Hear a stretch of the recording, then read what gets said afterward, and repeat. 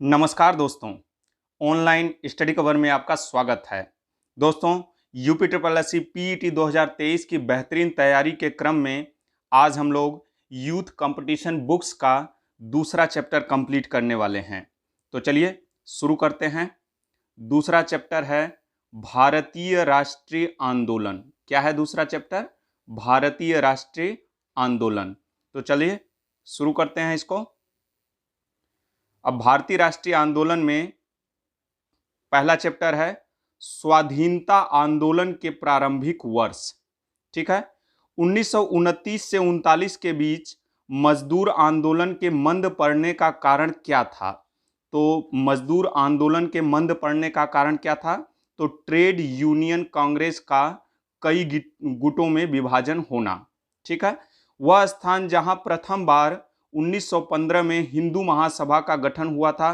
तो कहां पे हुआ था हिंदू महासभा का गठन 1915 में? तो यह हरिद्वार में हुआ था। कहां हुआ था? हरिद्वार में।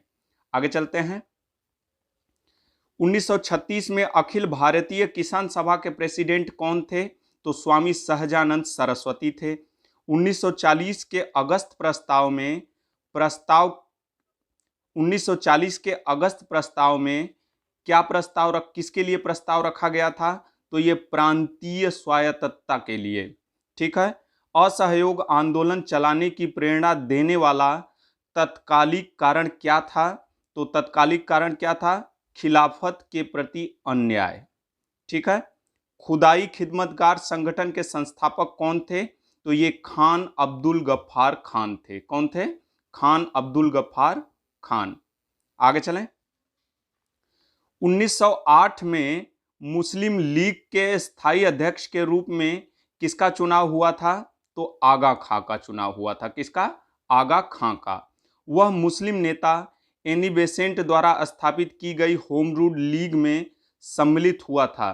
तो वह मुस्लिम नेता कौन था जो एनी बेसेंट द्वारा स्थापित की गई होम रूल लीग में सम्मिलित हुआ था?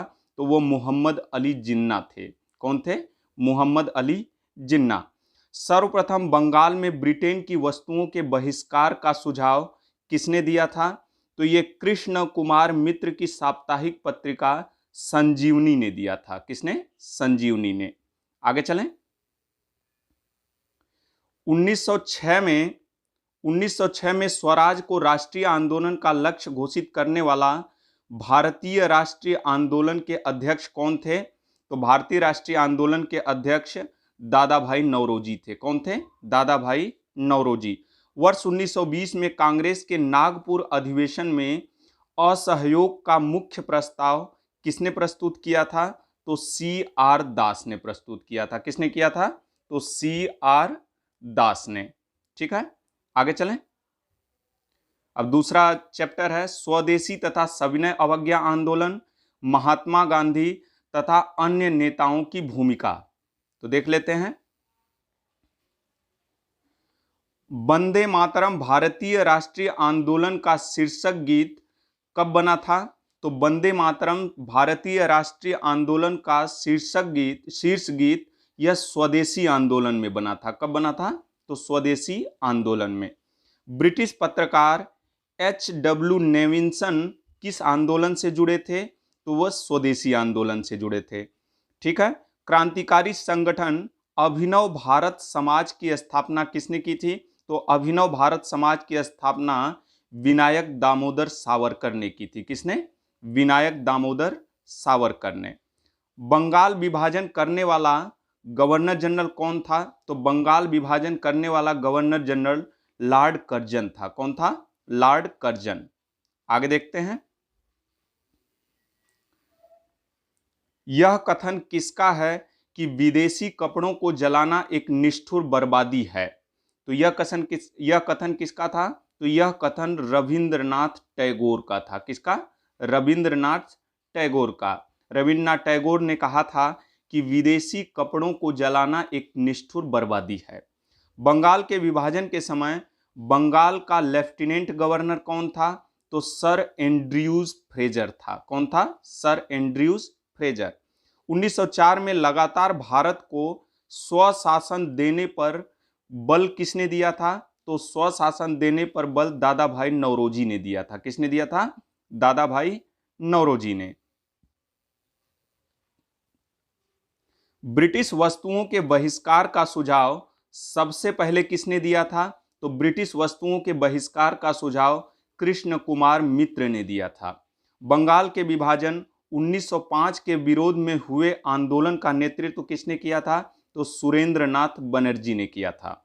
स्वदेशी आंदोलन का नेतृत्व दिल्ली में किसने किया था? तो सैयद हैदर रजा ने किया था। किसने?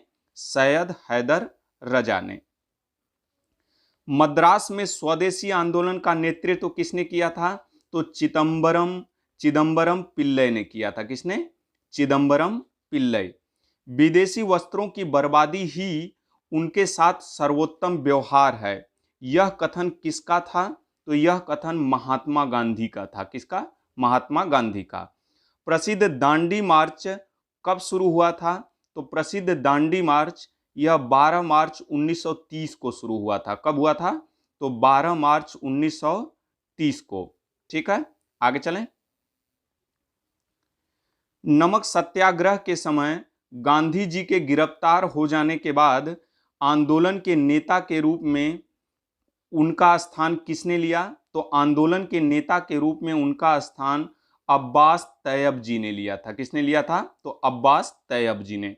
वह आंदोलन जिसमें भाग लेने के लिए आचार्य विनोबा भावे प्रथम बार गिरफ्तार हुए थे, तो सविनय अवज्ञा आंदोलन में भाग लेने के लिए पहली बार गिरफ्तार हुए थे। ठीक है, आगे चलें। शक्ति के विरुद्ध अधिकार की इस लड़ाई में मैं विश्व की सहानुभूति चाहता हूं, यह कथन किस आंदोलन किससे संबद्ध है? तो यह आंदोलन महात्मा गांधी की दांडी यात्रा से संबद्ध है। ठीक है, वह प्रांत जिसके सत्याग्रहियों की संख्या महात्मा गांधी के दांडी कूच में सर्वाधिक थी। तो वह कौन सा प्रांत है जिसमें महात्मा गांधी के सत्याग्रहियों की संख्या सबसे ज्यादा थी? तो गुजरात में, गुजरात प्रांत था वो। ठीक है, आगे चलें। महात्मा गांधी ने दांडी यात्रा किस आदर्श वाक्य के साथ आरंभ की थी? तो महात्मा गांधी ने दांडी यात्रा अंत तक लड़ो इस आदर्श वाक्य के साथ शुरू किया था।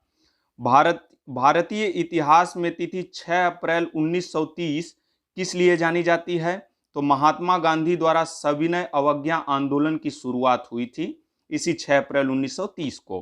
गांधी जी ने दांडी मार्च किस लिए प्रारंभ किया था? तो नमक कानून तोड़ने के लिए। किसके लिए? नमक कानून तोड़ने के लिए। वानर सेना और मंजरी सेना का संबंध किस आंदोलन से था? तो वानर सेना और मंजरी सेना का संबंध सविनय अवज्ञा आंदोलन से था। किससे? सविनय अवज्ञा आंदोलन से। गांधी की यात्रा से संबंधित दांडी कहाँ स्थित है? तो यह नवसारी जिले में स्थित है। कहाँ? नवसारी जिले में। आगे चलें। तीसरा चैप्टर है इसका क्रांतिकारी आंदोलन तथा उग्र राष्ट्रवाद का उदय। ठीक है, अब इसमें देख लेते हैं क्या है। गोरखपुर जेल में फांसी पाने वाले क्रांतिकारी कौन थे? तो गोरखपुर जेल में फांसी पाने वाले क्रांतिकारी राम प्रसाद बिस्मिल थे। 1904 में क्रांतिकारी संगठन अभिनव भारत संगठित कहाँ किया गया था? तो यह महाराष्ट्र में किया गया था। 1928 में हिंदुस्तान सोशलिस्ट रिपब्लिकन एसोसिएशन की स्थापना कहाँ हुई थी? तो दिल्ली में हुई थी। कहाँ हुई थी? दिल्ली में। भगत सिंह ने सेंट्रल असेंबली में किसके साथ मिलकर बम फेंका था? तो यह बटुकेश्वर दत्त के साथ मिलकर बम फेंका था। इंडिपेंडेंट लीग की स्थापना किसने की थी? तो यह रास बिहारी बोस ने की थी। इनकलाब जिंदाबाद का नारा किससे संबंध है? तो यह भगत सिंह से संबद्ध है। काकोरी केस के अभियुक्तों के बचाव हेतु किसकी अध्यक्षता में एक समिति का गठन हुआ? तो गोविंद बल्लभ पंत की अध्यक्षता में एक समिति का गठन हुआ था। आगे चलें। काकोरी कांड मुकदमे में सरकारी वकील कौन था? तो जगत नारायण मुल्ला थे। कौन थे? जगत नारायण मुल्ला। काकोरी शरणत कांड का वह एकमात्र क्रांतिकारी जो पुलिस गिरफ्तारी से बच निकला था, तो कौन था वह? तो वह चंद्रशेखर आजाद थे। हिंदुस्तान रिपब्लिकन एसोसिएशन का गठन 1924 में जहां किया गया था, वह जगह कौन सी थी? तो कानपुर। 1924 में हिंदुस्तान रिपब्लिकन एसोसिएशन का गठन कहां से हुआ था? तो कानपुर में हुआ था। ठीक है। भारतीय अशांति का जनक किसे कहा जाता है? तो ये बाल गंगाधर तिलक को कहा जाता है। किसको? बाल गंगाधर तिलक को। आगे चलें। वह युग्म जिसको इंग्लैंड में अंग्रेज अधिकारियों की हत्या के आरोप में फांसी की सजा मिली थी, तो इंग्लैंड में अंग्रेज अधिकारियों की हत्या के लिए किसे फांसी दी गई थी, मिली थी? तो मदन लाल धिंगड़ा और उधम सिंह को। किसको? मदन लाल धिंगड़ा और उधम सिंह को। भारतीय स्वतंत्रता के लिए फांसी पाने वाले प्रथम रिकॉर्डेड मुस्लिम का नाम क्या था? तो प्रथम रिकॉर्डेड मुस्लिम यह अशफाक उल्लाह खां थे। ठीक है। अशफाक उल्लाह खां को फांसी यह अयोध्या जेल में या फैजाबाद जेल में दी गई थी। कहां? फैजाबाद जेल में दी गई थी। ये काकोरी के संयत से जुड़े हुए थे। आलोचना और स्वतंत्र चिंतन एक क्रांतिकारी की ही दो विशेषताएं हैं। यह किसने कहा था? आलोचना और स्वतंत्र चिंतन एक क्रांतिकारी की दो विशेषताएं हैं। यह कथन भगत सिंह ने कहा था। किसने? भगत सिंह ने। यह कथन भगत सिंह का था। आगे। वह प्रथम भारतीय जिसको पत्रकार के रूप में अपने कर्तव्य निर्वहन के लिए जेल भेजा गया था, तो बाल गंगाधर तिलक को। किसको? बाल गंगाधर तिलक को। क्रांतिकारी की तलवार विचारों के उभरे हुए पत्थर पर तेज की जाती है। यह किसने कहा था? तो यह भगत सिंह ने कहा था। लाहौर षड्यंत्र मुकदमे के परिणाम स्वरूप किसको फांसी दी गई थी? तो भगत सिंह, राजगुरु एवं सुखदेव को फांसी दी गई थी। ठीक है। कांग्रेस पर अनुनय, विनय तथा विरोध की राजनीति करने का आरोप किसने लगाया था? तो बाल गंगाधर तिलक ने लगाया था। किसने लगाया था? तो बाल गंगाधर तिलक ने कांग्रेस पर अनुनय, विनय तथा विरोध की राजनीति करने का आरोप लगाया था। किसने? बीजी तिलक ने। प्रथम महायुद्ध के दौरान कहां पर भारत की एक अस्थायी सरकार बनी थी जिसके प्रेसिडेंट राजा महेंद्र प्रताप थे? तो ये अफगानिस्तान में बनी थी। गदर पार्टी के नेता कौन थे? तो लाला हरदयाल थे। गदर पार्टी की स्थापना कहां हुई थी? तो यह संयुक्त राज्य अमेरिका में हुई थी। कहां? संयुक्त राज्य अमेरिका में। ठीक है। गदर पार्टी की स्थापना कब हुई थी? 1913 में। आगे चलें। कनाडा की यात्रा पर निकला एक जलपोत था। कनाडा की यात्रा पर निकला एक जलपोत था, उसका क्या नाम था? तो उसका नाम था कामागाटा मारू। क्या था? कामागाटा मारू। यह जहाज का नाम था। आगे चलते हैं। स्वराज पार्टी के गठन में कौन शामिल थे? तो स्वराज पार्टी के गठन में लाला लाजपत राय शामिल थे। कौन थे? कौन शामिल थे? तो लाला लाजपत राय शामिल थे। ठीक है। महात्मा गांधी के साथ चंपारण सत्याग्रह में भाग लेने वालों में सम्मिलित कौन थे? तो ये राजेंद्र प्रसाद एवं अनुग्रह नारायण थे। कौन थे? राजेंद्र प्रसाद और अनुग्रह नारायण। स्वराज पार्टी के संस्थापक कौन थे? तो CR दास यानी चित्तरंजन दास थे। देश बंधु के नाम से कौन प्रसिद्ध था? तो यह भी चित्तरंजन दास। ठीक है। आगे चलें।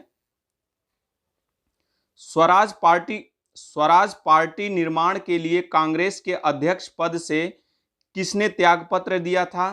तो यह CR दास ने दिया था। किसने? CR दास ने। स्वतंत्रता पूर्व भारत में कितने केंद्रीय विधानसभा से स्वराज दल का समर्थन किया गया? तो MA जिन्ना ने। किसने? MA जिन्ना ने। स्वतंत्रता पूर्व भारत में किसने केंद्रीय विधानसभा से स्वराज दल का समर्थन किया था? तो M.A. जिन्ना ने किया था। स्वराज पार्टी किससे संबंधित थी? स्वराज पार्टी से संबंधित कौन थे? स्वराज पार्टी से संबंधित कौन थे? तो M.R. जयकर थे। कौन थे? M.R. जयकर। भारत में साइमन कमीशन के बहिष्कार के मुख्य कारण क्या थे? तो सभी सदस्य अंग्रेज थे। इसका मुख्य कारण यह था। ठीक है, साइमन कमीशन के बहिष्कार का। किसके सुझावों पर भारतीयों को साइमन कमीशन से बाहर रखा गया? तो यह लॉर्ड इरविन के सुझाव पर। साइमन कमीशन भारत किस वर्ष आया था? तो 1928 में आया था। सर्वप्रथम भारत के लिए औपनिवेशिक स्वराज की मांग किसने की थी? तो सर तेज बहादुर सप्रू और जयकर ने। ठीक है। साइमन गो बैक के नारे का निर्माण किसने किया था? तो साइमन गो बैक के नारे का निर्माण यूसुफ मेहर अली ने किया था। किसने? यूसुफ मेहर अली ने इसका निर्माण किया था। फरवरी 1928 में आयोजित सर्वदलीय सम्मेलन के अध्यक्ष कौन थे? तो सर्वदलीय सम्मेलन के अध्यक्ष डॉक्टर M.A. अंसारी थे। ठीक है। अब चौथा चैप्टर है इसका, विधायी संशोधन तथा गवर्नमेंट ऑफ इंडिया एक्ट 1935। अब इससे संबंधित देख लेते हैं, जानकारी ले लेते हैं कुछ। वह अधिनियम जिसके द्वारा अंग्रेजों ने अखिल भारतीय संघ को प्रस्तावित किया था, तो वह कौन सा अधिनियम था जिसके अंग्रेजों ने अखिल भारतीय संघ को प्रस्तावित किया था? तो यह भारत सरकार अधिनियम 1935 था। 1935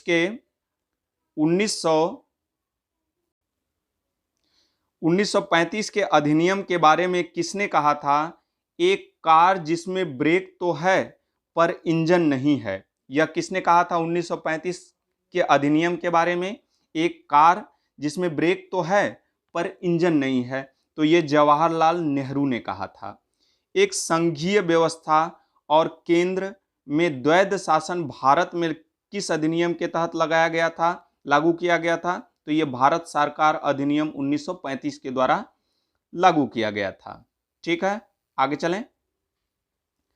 भारत सरकार अधिनियम 1935 को गुलामी का अधिकार पत्र किसने कहा था? तो गुलामी का अधिकार पत्र जवाहरलाल नेहरू ने कहा था। वह अधिनियम जिसके द्वारा भारत में संघीय न्यायालय की स्थापना की गई, वह कौन सा अधिनियम था? वह भारत सरकार अधिनियम 1935 था। वह अधिनियम जिसके फलस्वरूप वर्मा भारत से अलग हुआ, वह कौन सा अधिनियम था? तो 1935 था। यानी 1935 भारत सरकार अधिनियम 1935 के तहत वर्मा भारत से अलग हुआ था। ठीक है, आगे चलें। ठीक है, भारतीय शासन अधिनियम 1935 के द्वारा स्थापित संघ में अवशिष्ट शक्तियां किसको दी गई थी? तो यह गवर्नर जनरल को दी गई थी। किसको? गवर्नर जनरल को। संविधान, भारत के संविधान में केंद्र और राज्यों के बीच किया गया शक्तियों का विभाजन, यह किस योजना पर आधारित थी? तो यह भी भारतीय अधिनियम 1935 पर आधारित थी। प्रांतीय सरकारों का गठन जिस अधिनियम के तहत किया गया था, वह कौन सा था? तो वह भारत सरकार अधिनियम 1935 ही था। आगे चलें, पांचवा चैप्टर है भारत छोड़ो आंदोलन, आजाद हिंद फौज तथा नेताजी सुभाष चंद्र बोस। अब इससे संबंधित थोड़ी सी जानकारी ले लेते हैं दोस्तों। इसमें जो है, जिस वर्ष क्रिप्स मिशन भारत आया था वह था, यानी किस वर्ष क्रिप्स मिशन भारत आया था? तो यह 1942 में आया था। भारत छोड़ो आंदोलन कब प्रारंभ हुआ था? तो 9 अगस्त 1942 को बंबई में प्रारंभ हुआ था। किस वर्ष बंगाल के मिदनापुर जिले में जातीय सरकार की स्थापना हुई थी? तो जातीय सरकार की स्थापना 1942 में हुई थी। कब हुई थी? 1942 में। हम भारत को या तो आजाद कराएंगे अथवा आजादी के प्रयास में दिवंगत होंगे। यह कथन किससे जुड़ा है? यह कथन किस आंदोलन से जुड़ा है? तो यह भारत छोड़ो आंदोलन से जुड़ा है। कौन सा कथन?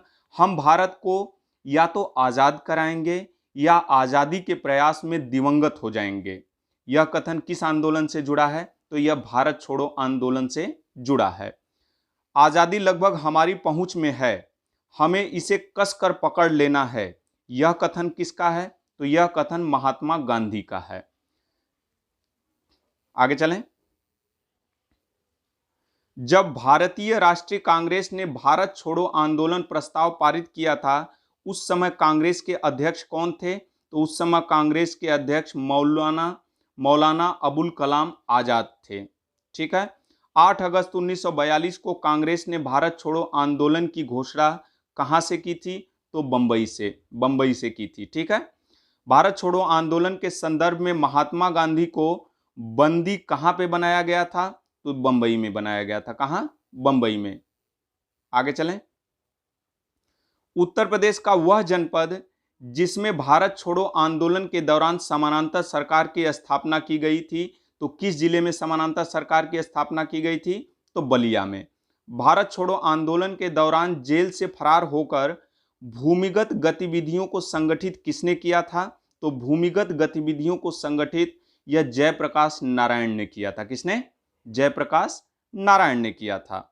यहां भारत में एक क्रांति होने जा रही है और हमें जल्दी से चले जाना चाहिए। यह कथन यह किसने कहा था?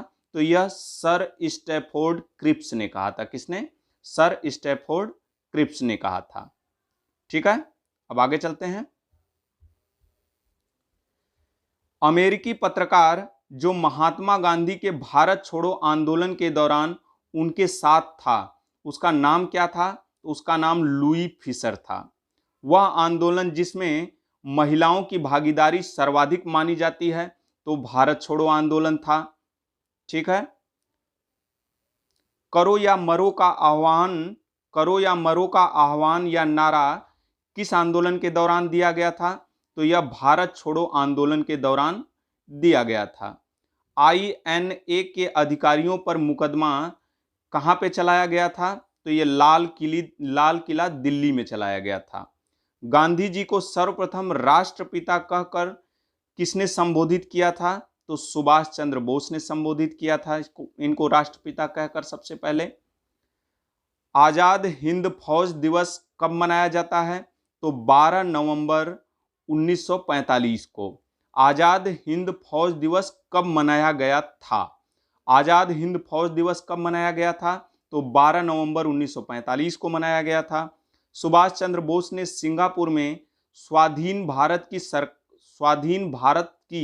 सरकार कब गठित की थी? तो स्वाधीन भारत की सरकार 21 अक्टूबर 1943 में गठित की थी। सुभाष चंद्र बोस को देश नायक किसने कहा था? तो सुभाष चंद्र बोस को देश नायक रविंद्रनाथ टैगोर ने कहा था। किसने कहा था? रविंद्रनाथ टैगोर ने। आगे चलें। आजाद हिंद फौज का वह सैनिक जिसको 7 वर्ष के लिए कारावास का दंड दिया गया था, तो किसको 7 वर्ष के लिए कारावास का दंड दिया गया था? तो राशिद अली को। किसको? राशिद अली को। यह आजाद हिंद फौज का सैनिक था। भारत की मुक्ति महात्मा गांधी के नेतृत्व में नहीं होगी, यह किसने लिखा था? तो यह सुभाष चंद्र बोस ने लिखा था। नेताजी सुभाष चंद्र बोस का जन्म जिस नगर में हुआ था तो वह कटक में है। ठीक है। यानी सुभाष चंद्र बोस का जन्म कहां हुआ था? तो कटक में। ठीक है। आगे चलें। सुभाष चंद्र बोस का जन्म कहां हुआ था? तो कटक में। तुम मुझे खून दो, मैं तुम्हें आजादी दूंगा, यह कथन किसका है? तो यह कथन सुभाष चंद्र बोस का है। वह भारतीय क्रांतिकारी जिसने सुभाष चंद्र बोस को इंडियन नेशनल आर्मी के गठन में सक्रिय सहयोग दिया था, तो किसने था? तो वह रासबिहारी बोस थे। कौन थे? तो रासबिहारी बोस। दिल्ली चलो का नारा किसने दिया था?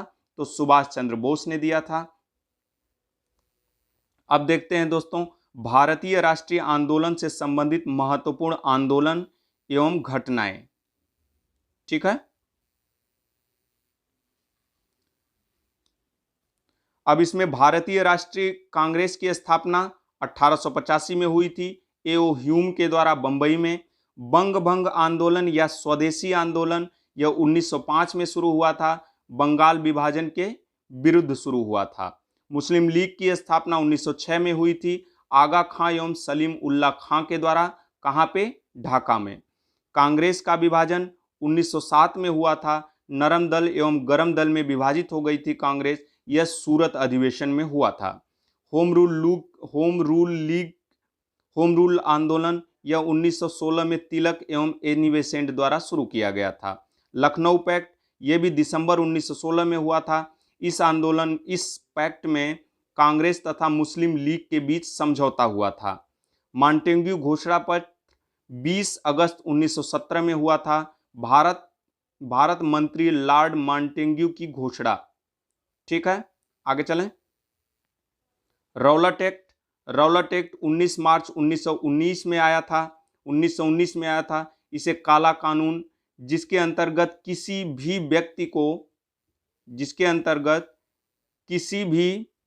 व्यक्ति को संदेह के आधार पर गिरफ्तार किया जा सकता था। ठीक है, यह था रौलट एक्ट, काला कानून जिसको कहते हैं। जलियांवाला बाग हत्याकांड 13 अप्रैल 1919 में हुआ था। जनरल डायर ने गोली चलवाई थी। कहाँ हुआ था? अमृतसर में। खिलाफत आंदोलन 1919 में हुआ था। शौकत अली और मोहम्मद अली ने किया था। हंटर कमेटी की रिपोर्ट कब प्रकाशित हुई? तो 28 मई 1920 को जलियांवाला बाग से संबंधित थी हंटर कमेटी की रिपोर्ट। कांग्रेस का नागपुर अधिवेशन दिसंबर 1920 में हुआ था। असहयोग आंदोलन का प्रस्ताव पारित हुआ था। कहाँ? कानपुर के कांग्रेस के नागपुर अधिवेशन में। ठीक है, इसको थोड़ा सा छोटा कर लेते हैं दोस्तों। असहयोग आंदोलन का आरंभ 1 अगस्त 1920 में हुआ था। महात्मा गांधी के द्वारा चौरी चौरा कांड यह 4 फरवरी 1922 को हुआ।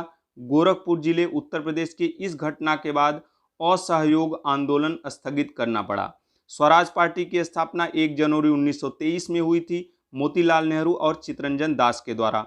हिंदुस्तान रिपब्लिकन एसोसिएशन अक्टूबर 1924 में इसकी स्थापना हुई थी, सचिंद्र सान्याल के द्वारा। साइमन कमीशन की नियुक्ति 8 नवंबर 1927 को सर जॉन साइमन की अध्यक्षता में 7 सदस्यीय आंदोलन का गठन हुआ था। साइमन कमीशन का भारत आगमन 3 फरवरी 1928 को साइमन कमीशन भारत आया था। भारत में लाला लाजपत राय के नेतृत्व में इसका विरोध हुआ। उन पर लाठी का प्रहार हुआ। ठीक है, और इसी प्रहार की वजह से उनकी मृत्यु भी हो गई थी। ठीक है, आगे चलें। नेहरू रिपोर्ट अगस्त 1928 में हुई थी। पंडित मोतीलाल नेहरू ने तैयार किया था इसको। बारदौली सत्याग्रह अक्टूबर 1928 में।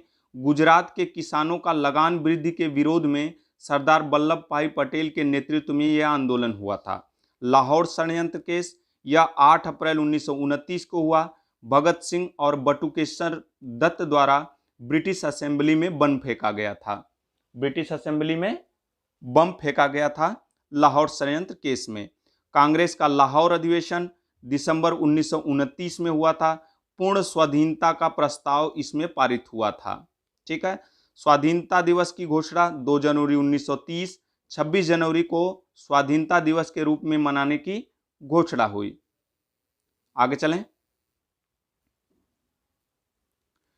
दांडी मार्च 12 मार्च 1930 से 5 अप्रैल 1930 तक चला।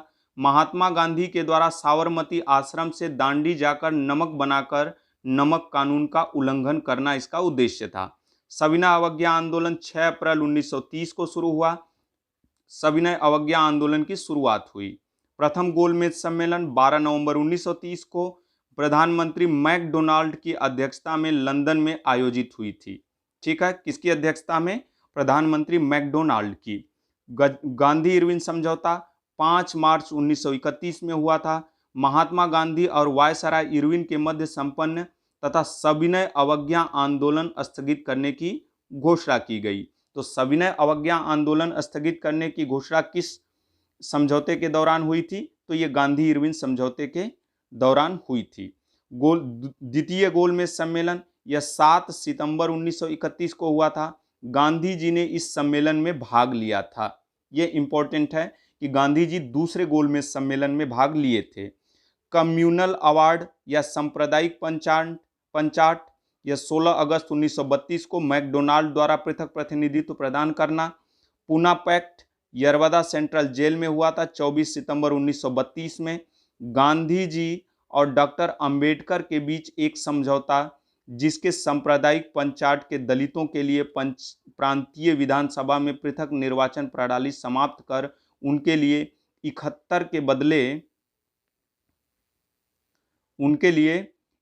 के बदले 148 स्थान सुरक्षित रखे गए। तृतीय गोलमेज सम्मेलन 17 नवंबर 1932 में, इसमें कांग्रेस ने भाग नहीं लिया। कांग्रेस सोशलिस्ट पार्टी का गठन मई 1934 में हुआ। जयप्रकाश नारायण, मीनू मसानी और एम जोशी इसकी स्थापना इन्होंने की थी।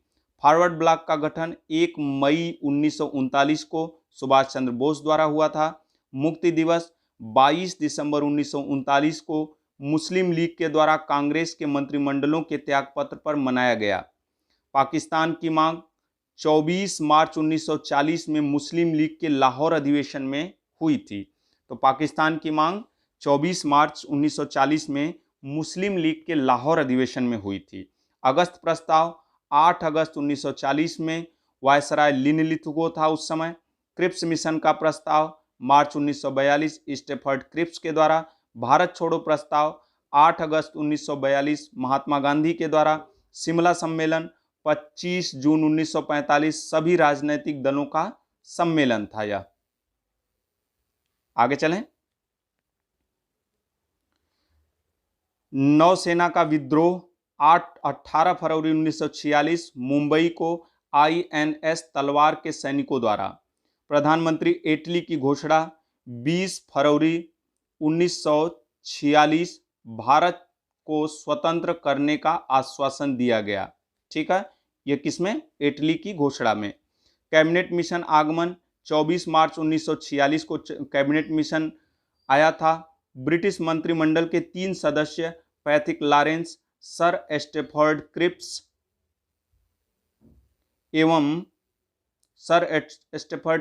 एवं AB अलेक्जेंडर का भारत आगमन। कैबिनेट मिशन योजना का प्रकाशन 16 मई 1946 को हुआ था।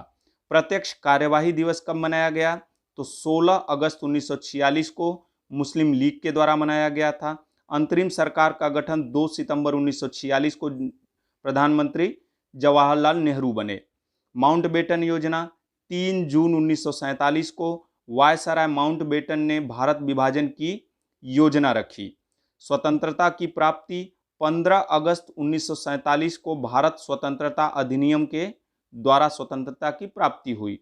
भारतीय गणराज्य की स्थापना 26 जनवरी 1950 और राजेंद्र प्रसाद भारत के प्रथम राष्ट्रपति बनाए गए थे। ठीक है, फिर उसके बाद भूदान आंदोलन। इसकी शुरुआत भूदान आंदोलन 18 अप्रैल 1951 में हुई थी। इसकी शुरुआत पोचमपल्ली नलगोड़ा यानी तेलंगाना में विनोबा भावे ने की थी। ठीक है, किसने की थी? विनोबा भावे ने। रामचंद्र रेड्डी ने सबसे पहले भूमिदान दी थी। ठीक है, भूदान आंदोलन 1951 में शुरू हुआ था विनोबा भावे के द्वारा। तो इसमें सबसे पहले भूमिदान किसने दिया था? तो रामचंद्र रेड्डी ने। ठीक है दोस्तों, इस वीडियो को यहीं पे कंप्लीट करते हैं। कल एक नए वीडियो के साथ हाजिर होंगे। तब तक के लिए धन्यवाद।